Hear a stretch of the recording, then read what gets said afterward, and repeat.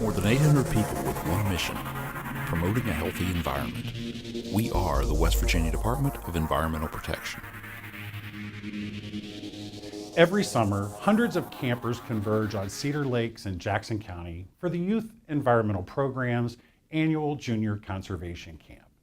It's one of the biggest events on the program's calendar. The DEP's Sarah Sharp joins us now, and Sarah, you just returned from a week up there. That's right, Greg, and planning for next year's camp starts right away. It takes a group effort from a lot of people to pull it off every year, but for most of us, it is a labor of love.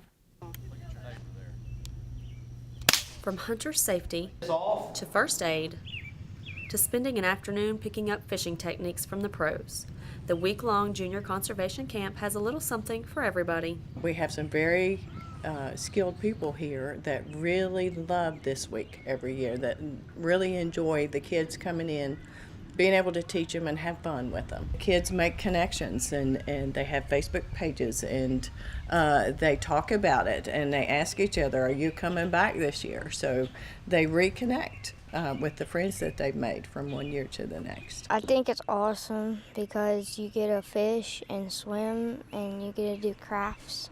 I like recycling, making the crafts out of recycled stuff, reusing it. I think it's pretty fun. I've been here, I don't know, like 4 years, I think. And I like all the classes and meeting new people and everything. About 170 campers took part this year. Junior Conservation Camp is open to anyone between the ages of 11 and 14. For older kids, the West Virginia State Conservation Camp at Camp Caesar in Webster County is available for ages 14 to 18. You can find out more information by visiting our website, dep.wv.gov. As hot as it was last week at Junior Conservation Camp, it was the opposite at Youth Environmental Day at North Bend State Park, but the chilly weather didn't put a damper on anyone's spirits. The calendar said May 17th, but the weather at this year's 51st Annual Youth Environmental Day had more of an October feel to it. Close to 1,000 kids from youth groups throughout the state and their families gathered for a day of fun and to receive more than $15,000 in awards.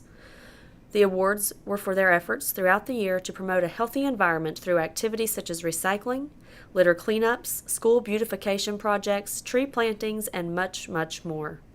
The next big event on the calendar is the Youth Environmental Conference, set for this October. For Environment Matters, I'm Sarah Sharp.